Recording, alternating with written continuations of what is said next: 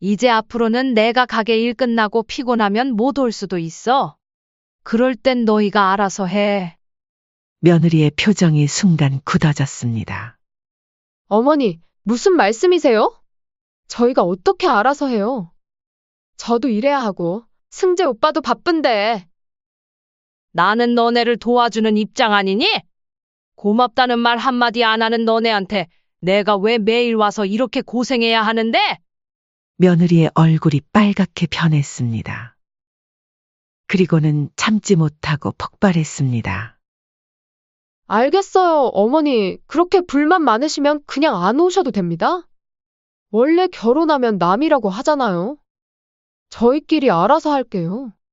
손주도 안 봐주실 거면 차라리 앞으로 그냥 남처럼 지내요. 그 말을 듣는 순간 은숙 씨의 마음에 무언가가 확 바뀌었습니다. 그동안 참아왔던 모든 감정이 한꺼번에 폭발했습니다. 그래, 내 말대로 우리가 남이라면 남한테 그렇게 많은 걸 받은 건 뭐니? 아파트, 차, 혼수? 전부 내가 평생 일해서 번 돈으로 마련해 준 거야. 며느리는 잠시 당황한 듯했지만 곧 목소리를 높였습니다. 그건 아들을 위해 주신 거잖아요. 부모 마음이면 당연한 거고. 남이라면서 왜 부모 마음을 얘기해? 내 말대로 우린 남이니까 남한테 준 재산은 돌려받아야겠다. 내가 준 집, 자동차 그리고 혼수까지 싹 다 반납하거라. 며느리 수빈의 얼굴이 새하얗게 변했습니다. 은숙 씨가 진지하게 말하는 것을 느꼈는지 갑자기 말투가 누그러졌습니다. 어머니, 제가 좀 흥분해서 그랬어요. 당연히 우리는 가족이죠. 어머니는 우리한테 너무 소중한 분이에요. 이번 사연의 주인공은 62세 박은숙 씨입니다. 그리고 그녀의 아들과 며느리에 관한 이야기이죠. 평생을 자식을 위해 살아온 한 어머니가 배신당하고 일어서기까지의 여정입니다. 박은숙 씨는 남편과 사별한 후 하나뿐인 아들 승재를 키우며 평생을 헌신적으로 살아왔습니다. 아들을 키우기 위해 20대 후반부터 국밥집을 운영하기 시작해서 새벽부터 밤늦게까지 뼈 빠지게 일하면서도 아들 승재를 훌륭하게 키워냈죠. 그러던 어느 날 승재가 갑자기 전화를 걸어왔습니다. 엄마, 오늘 저녁에 시간 있으세요? 소개해드릴 사람이 있어요. 은숙 씨는 가슴이 두근거렸습니다. 혹시 그 사람이 아들의 여자친구일까 하는 기대감에 부풀었죠. 그날 저녁 은숙 씨는 가게 문을 평소보다 일찍 닫고 집에서 정성껏 음식을 준비했습니다. 아들이 데려올 사람에게 좋은 인상을 주고 싶었거든요. 저녁 7시 초인종이 울렸습니다. 문을 열자 승재와 함께 한 여자가 서 있었습니다. 긴 생머리에 또렷한 이목구비를 가진 예쁜 여자였죠. 안녕하세요, 어머니. 저는 최수빈이라고 합니다. 그렇게 세 사람은 식탁에 앉아 은숙 씨가 준비한 음식을 먹기 시작했습니다. 식사 중 수빈은 승재에게만 눈길을 주며 대화했고 은숙 씨의 질문에는 짧게 대답하는 정도였습니다.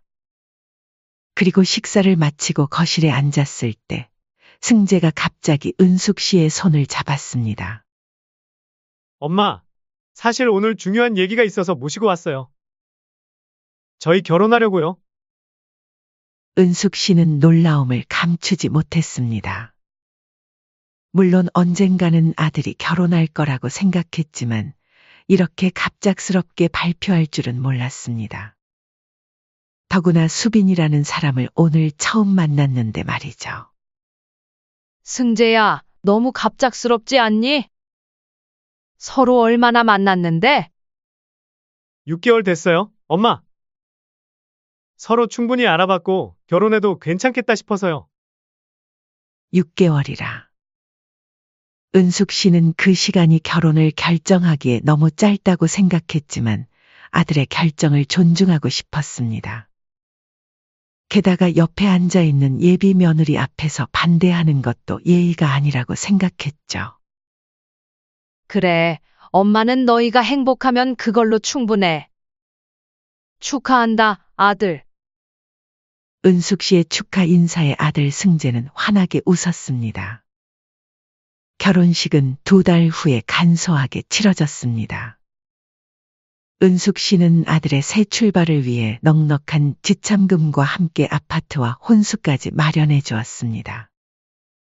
30년간 국밥집을 운영하며 모아둔 적금과 보험금을 모두 털어 아들 부부에게 지원한 것이죠. 아들과 며느리가 좋은 출발을 할 수 있도록 자신이 할 수 있는 모든 것을 해주고 싶었거든요. 결혼식이 끝나고 아들 부부가 신혼여행에서 돌아온 날, 은숙 씨는 승재 부부를 위해 집들이 선물을 준비해 신혼집을 방문했습니다. 그런데 문을 열고 들어서는 며느리 수빈의 얼굴이 굳어졌습니다. 어머니, 미리 연락 주시지 그랬어요? 이렇게 갑자기 찾아오면 며느리들이 싫어해요. 수빈의 말에 은숙 씨는 민망함을 느꼈습니다. 좋은 의도로 한 일인데 오히려 폐가 된 것 같았죠. 그래도 미소를 지으며 가져온 선물을 내려놓았습니다. 미안해, 깜짝 선물처럼 준비한 거였어. 너무 부담 갖지 마. 식사 후 며느리 수빈은 피곤하다며 일찍 방으로 들어가 버렸습니다. 은숙 씨는 아들과 둘이 남아 이야기를 나눴죠. 승재야, 수빈이랑 잘 지내지? 너무 무리하지 말고 서로 배려하면서 살아. 아들 승재는 행복한 표정으로 고개를 끄덕였습니다. 네, 엄마. 걱정 마세요. 수빈이 저한테 너무 잘해줘요. 요즘 회사 일이 바빠서 좀 예민한 것 같아요. 이해해주세요. 은숙 씨는 아들의 말에 안심하며 집으로 돌아왔습니다. 하지만 그날 이후로 아들과 며느리의 방문은 점점 줄어들었습니다. 명절에도 수빈의 친정에 먼저 가고 은숙 씨의 집에는 짧게 들렀다 가기 일쑤였죠. 전화를 해도 대부분 받지 않거나 바쁘다며 짧게 대화를 끝내곤 했습니다. 그렇게 1년이 지났습니다. 은숙 씨는 명절이나 생일 때마다 아들 부부를 초대했지만 매번 실망을 맛봐야 했습니다. 명절에 찾아온 아들 부부는 겨우 1시간 정도 머물다 가곤 했죠. 며느리는 내내 휴대폰만 보거나 무표정한 얼굴로 불만을 표출했습니다. 어머니, 저희 이제 가봐야 할 것 같아요. 제 친구들과 약속이 있어서요. 은숙 씨가 정성스럽게 준비한 명절 음식은 거의 손대지도 않은 채 남았습니다. 아들은 미안한 표정을 지었지만 아내의 말에 따를 수밖에 없었죠. 엄마, 다음에 더 오래 있을게요. 오늘은 약속이 있어서. 그렇게 아들과 며느리는 서둘러 집을 나섰고 은숙 씨는 텅 빈 집에 홀로 남겨졌습니다. 명절마다 반복되는 이 상황에 은숙 씨의 마음은 조금씩 무너져 갔죠. 은숙 씨의 생일날에도 비슷한 일이 벌어졌습니다. 아들이 전화로 생일 축하를 하고 저녁에 놀러 오겠다고 했지만 결국 늦은 저녁에 문자 한 통만 왔을 뿐이었습니다.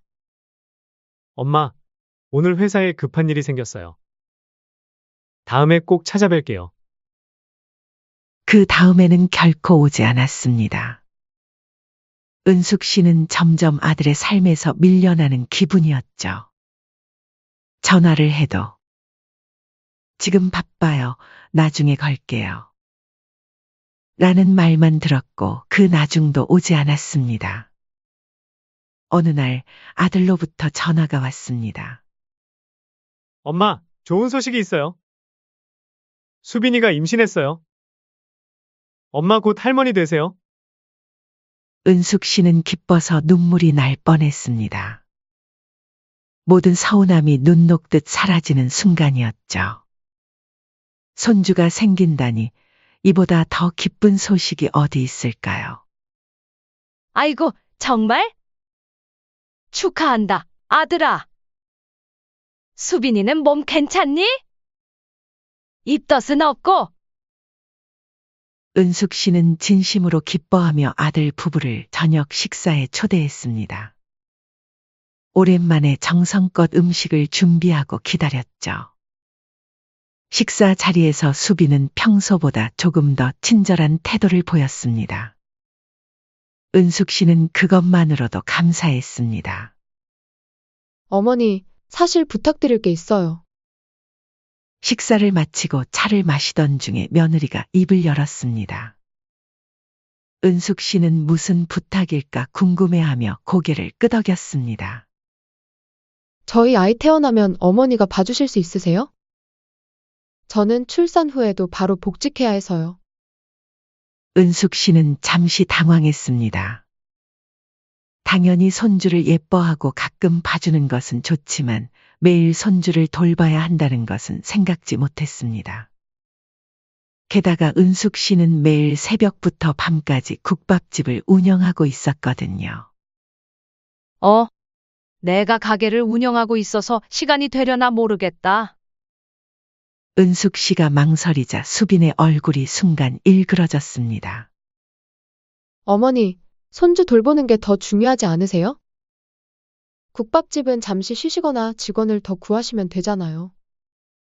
수빈의 말투에는 당연하다는 듯한 뉘앙스가 담겨 있었습니다. 은숙 씨는 당황스러웠지만 아들의 눈치를 살폈습니다. 승재는 아내의 말에 고개를 끄덕이고 있었습니다. 맞아요, 엄마. 다른 할머니들도 다 손주 봐주잖아요. 엄마 나이도 있고요. 지금부터 가게 일을 점점 줄이시는 게 어때요? 은숙 씨는 순간 가슴이 답답해졌습니다. 30년 넘게 운영해온 가게를 그만두거나 축소하라니. 그것은 단순한 일자리가 아니라 그녀의 인생이자 자부심이었습니다. 한번 생각해 볼게. 내 가게도 있고, 너희 둘이 어떻게 계획하는지도 더 얘기해 보자. 은숙 씨의 대답에 며느리는 노골적으로 실망한 표정을 지었습니다. 그리고 자리에서 일어나며 짜증 섞인 말투로 말했습니다. 아니, 어머니처럼 나이 드신 분이 언제까지 국밥집 하실 거예요? 이제 그만 쉬시면서 손주나 봐주시는 게 어떨까요? 은숙 씨는 며느리의 말에 충격을 받았습니다. 나이 드신 분이라는 표현이 가슴에 꽂혔습니다. 자신의 일과 삶을 전혀 존중하지 않는 발언이었거든요. 하지만 그 자리에서 다투고 싶지 않아 참았습니다. 이후 몇 주 동안 아들은 계속해서 전화로 어머니를 설득했습니다. 은숙 씨가 조금이라도 망설이면 엄마는 나만 키울 때는 그렇게 헌신적이었으면서 왜 손주는 안 봐주려고 하세요? 라며 죄책감을 자극했습니다. 결국 은숙 씨는 마지못해 며느리의 출산 후 손주를 봐주기로 했습니다. 가게 운영 시간을 줄이고 아침부터 오후까지만 장사를 한 후 오후에는 아들 집에 가서 손주를 돌보기로 한 것이죠. 수입은 절반으로 줄었지만 손주를 위해 희생하기로 마음먹었습니다. 그렇게 아이가 태어났고 은숙 씨는 매일 오후부터 저녁까지 손주를 돌보게 되었습니다. 처음에는 귀여운 손주를 보는 것이 행복했지만 점점 수빈의 태도가 은숙 씨를 힘들게 했습니다. 어머니, 애기 옷은 이렇게 세탁하시면 안 돼요. 제가 몇 번이나 말했잖아요. 어머니, 오늘은 집 청소도 해주세요. 애기 돌보는 김에 같이 하시면 되잖아요. 어머니, 돈 좀 더 보태주세요. 육아용품 사는데 많이 들어요. 며느리는 은숙 씨를 마치 고용된 가정부처럼 대했습니다. 아이만 돌보는 것이 아니라 회사 핑계를 대며 집안일도 모두 은숙 씨에게 떠맡겼습니다. 더욱 화가 났던 것은 은숙 씨가 아들에게 피로함을 이야기했을 때 아들의 반응이었습니다. 엄마, 수빈이도 직장 생활 하느라 힘들어요. 엄마가 좀 이해해 주세요. 그리고 엄마는 가게 그만두고 아이 봐주는 것 더 좋지 않으세요? 돈 버는 것보다 손주 키우는 게 더 보람 있을 텐데 말이에요. 이제 은숙 씨의 일상은 두 가지로 나뉘었습니다. 새벽부터 오후까지는 국밥집, 오후부터 저녁까지는 손주 돌봄이었죠. 가게 수입은 절반으로 줄었고 체력은 바닥을 향해 달려갔습니다. 어머니, 아기 옷이 왜 이렇게 구겨져 있어요? 다림질도 안 하셨네요. 어느 날 저녁 퇴근한 수빈이 아기 옷장을 열어보더니 인상을 찌푸렸습니다. 은숙 씨는 하루 종일 아이를 돌보느라 다림질할 시간이 없었다고 설명했지만 수빈은 들은 채 만체했습니다. 어머니, 제가 그렇게 힘든 부탁을 하는 것도 아니잖아요. 저는 회사에서 하루 종일 일하는데. 내도 새벽부터 저녁까지 두 가지 일을 하고 있다는 건 생각도 안 하는구나. 힘드신 거 아는데 이왕 하실 거 두 번 말 안 하면 서로 좋잖아요. 그렇게 시간이 흐를수록 며느리의 요구는 점점 늘어갔습니다. 처음에는 아이 돌봄만 부탁했다가 이제는 집안일, 심지어 장보기까지 은숙 씨의 몫이 되었습니다. 어머니, 냉장고가 텅텅 비었네요. 장 좀 봐놓으셨어야죠. 국밥집에서 퇴근하고 곧바로 와서 손주를 돌보느라 장을 볼 시간이 없었다는 은숙 씨의 설명에도 며느리는 눈살을 찌푸렸습니다. 그러니까 국밥집 좀 일찍 닫으시라고요. 애기 봐주시는 게 더 중요한 일 아닌가요? 은숙 씨는 국밥집을 일찍 닫을수록 수입이 줄어든다는 것을 설명하려 했지만 며느리는 들을 생각이 없어 보였습니다. 어느 날 은숙 씨가 저녁에 아들 집에 도착하자 며느리는 거실에서 전화통화를 하고 있었습니다. 은숙 씨는 인사도 없이 주방으로 향했습니다. 냉장고를 열어보니 역시나 텅 비어 있었습니다. 또 장을 안 봐놨네. 한숨을 쉬며 중얼거리는데 수빈이 전화를 끊고 다가왔습니다. 어머니, 오늘은 저녁 좀 해주세요. 저 너무 피곤해서요. 은숙 씨는 말은 세수를 했습니다. 자신도 새벽부터 일하느라 지친 몸을 이끌고 왔는데 자신의 피로는 전혀 고려하지 않는 며느리가 서운했습니다. 수빈아, 나도 오늘 무척 바빴어. 국밥집 손님이 많아서 점심때 쉴 틈도 없었어. 어머니, 저는 매일 회사에서 스트레스 받으면서 일하는데 며느리를 위해서 그냥 국밥 하나 더 끓인다고 생각하시면 안 되나요? 은숙 씨는 더 이상 참을 수 없었습니다. 그동안 쌓인 서운함이 한꺼번에 터져나왔습니다. 수빈아, 내가 새벽 4시부터 일어나서 국밥 준비하고 온종일 가게 일하고 바로 여기 와서 손주 보는 거 알고 있니? 내 나이에 그 일정이 얼마나 버거운지 생각해 본 적 있어? 며느리는 눈을 동그랗게 뜨고 은숙 씨를 쳐다봤습니다.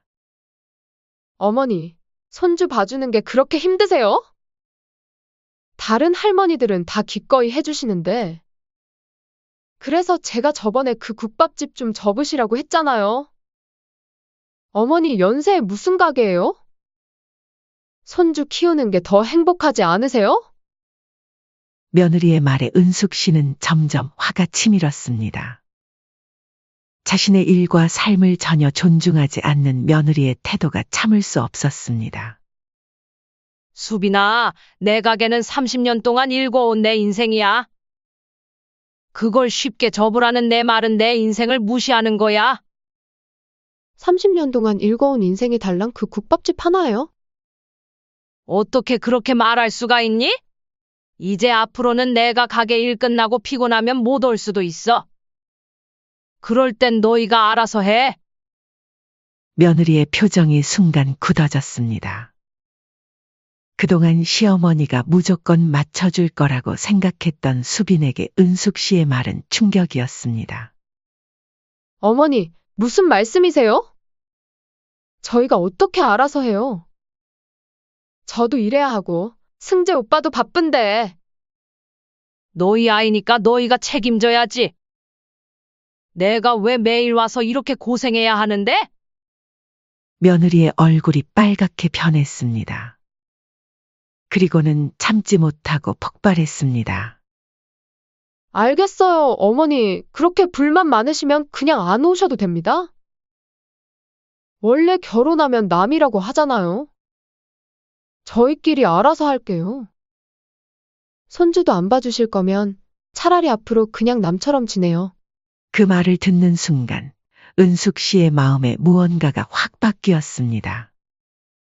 결혼하면 남이라 그동안 참아왔던 모든 감정이 한꺼번에 폭발했습니다. 그래, 내 말대로 우리가 남이라면 남한테 그렇게 많은 걸 받은 건 뭐니?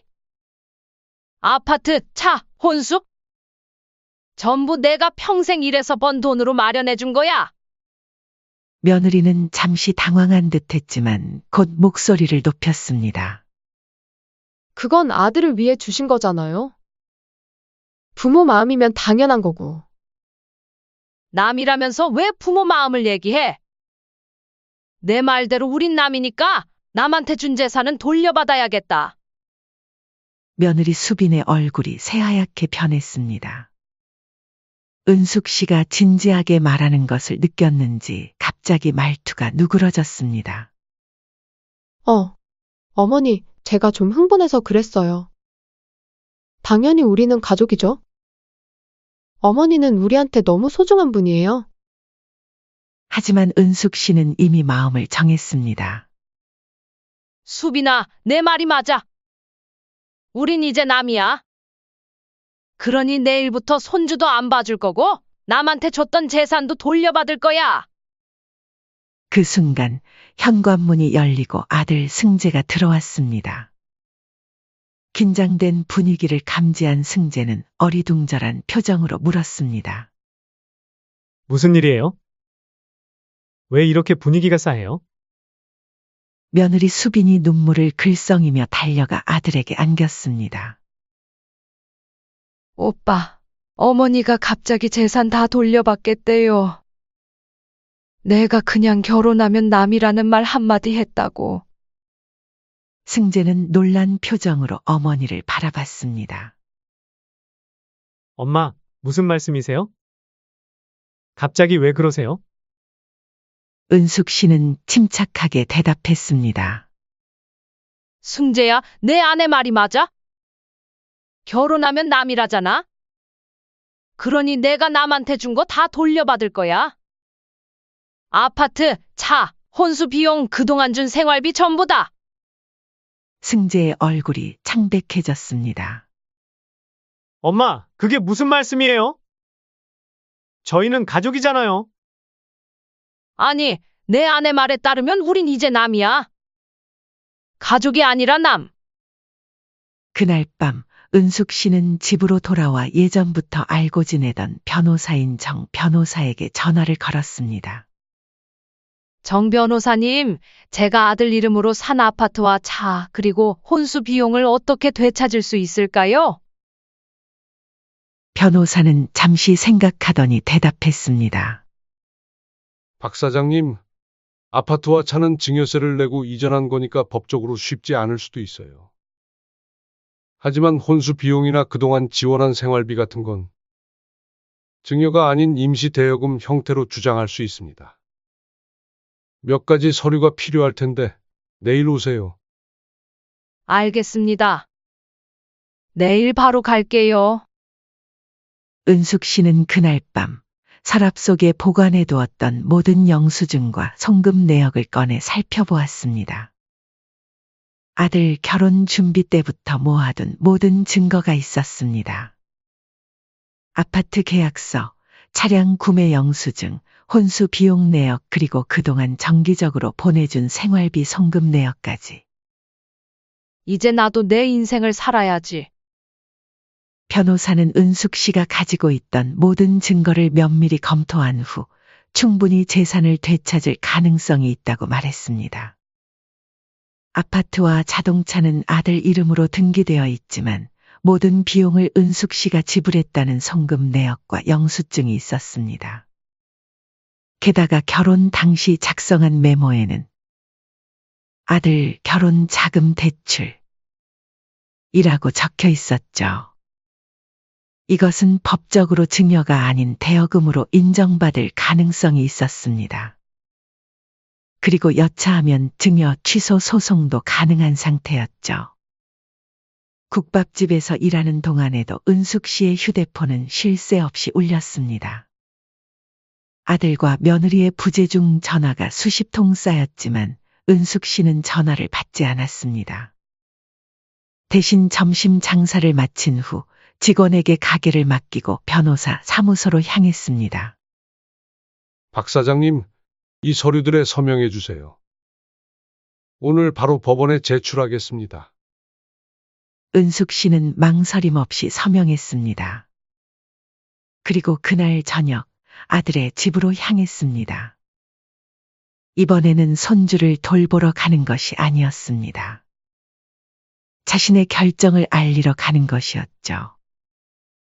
그 사이 아들 부부는 정말로 은숙 씨가 재산을 다시 가져갈까봐 노심초사하고 있었죠. 오빠, 어떡해요? 어머니가 정말 재산 가져가시면 우리 어떻게 해요? 당장 갚을 돈도 없는데. 진정해, 수빈아. 엄마가 말로만 그러시는 걸 거야. 실제로 그럴 리가 없어. 은숙 씨는 현관 비밀번호를 누르고 안으로 들어갔습니다. 거실에 앉아있던 아들 부부는 깜짝 놀라 일어섰습니다. 엄마, 어디 계셨어요? 전화도 안 받으시고. 아기는 어떡하라고? 은숙 씨는 침착하게 가방에서 서류 봉투를 꺼냈습니다. 승재야, 수빈아. 내가 오늘 법원에 재산 반환 소송을 제기했어. 아들의 얼굴이 창백해졌습니다. 엄마, 무슨 농담이에요? 그게 말이 돼요? 농담 아니야.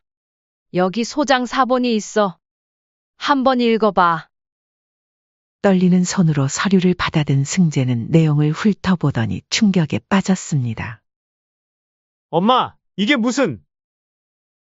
아파트, 차, 혼수 비용, 생활비까지 다 돌려달라고요? 그래, 너네 말대로 우리는 이제 남이잖아. 남한테 준 돈은 다 돌려받아야지. 어떻게 소송까지 갈래? 아니면 얌전히 돌려줄래? 며느리 수빈이 다급하게 끼어들었습니다. 어머니, 그때는 제가 화가 나서 한 말이에요. 진심이 아니었어요. 우리는 가족이잖아요. 은숙 씨는 고개를 저었습니다. 이제 와서 그런 말이 무슨 소용이니? 너희 둘 다 내가 손주 돌봐주는 걸 당연하게 생각했고 내 일과 시간은 전혀 존중하지 않았어. 특히 너 수빈이 30년 동안 일군 내 가게를 그냥 접으라고 말할 때 넌 내 인생을 완전히 무시한 거야. 아들 승재가 무릎을 꿇었습니다. 엄마, 제발요. 저희가 잘못했어요. 이제 정신 차릴게요. 소송 취하해 주세요. 이러시면 저희 당장 살 곳도 없어요. 며느리도 울음을 터뜨리며 무릎을 꿇었습니다. 어머니, 제발 용서해 주세요. 제가 정말 잘못했어요. 다시는 어머니께 그런 말 안 할게요. 은숙 씨는 잠시 두 사람을 바라보았습니다. 그리고 천천히 말했습니다. 내가 평생 모은 돈으로 너희에게 아파트도 사주고 차도 사주고 혼수도 마련해줬어. 그런데 너희는 그걸 당연하게 생각했지. 내가 매일 새벽부터 밤까지 일하는 것도 가게 수입이 절반으로 줄어도 손주를 돌봐준 것도 전혀 고맙게 생각하지 않았어. 잠시 숨을 고른 후 은숙 씨는 계속 말했습니다. 남편 없이 혼자 너를 키우면서도 나는 늘 최선을 다했어, 승재야. 그런데 내가 결혼하고 나서는 마치 내가 너희 하인처럼 대했어. 엄마는 나이도 있으니 가게 접고 손주나 봐라는 말이 얼마나 모욕적인지 알아? 내 인생도 소중해. 내 일도 소중해. 아들과 며느리는 고개를 푹 숙인 채 아무 말도 하지 못했습니다. 어머니, 정말 죄송해요. 저희가 너무 이기적이었어요. 이제 정신 차릴게요. 수빈의 사과에 은숙 씨는 잠시 눈을 감았습니다. 그리고 가방에서 또 다른 서류를 꺼냈습니다. 이건 합의서야. 내가 제안하는 조건이야. 아들 부부는 서류를 받아 내용을 확인했습니다. 그 안에는 놀라운 조건들이 적혀 있었습니다.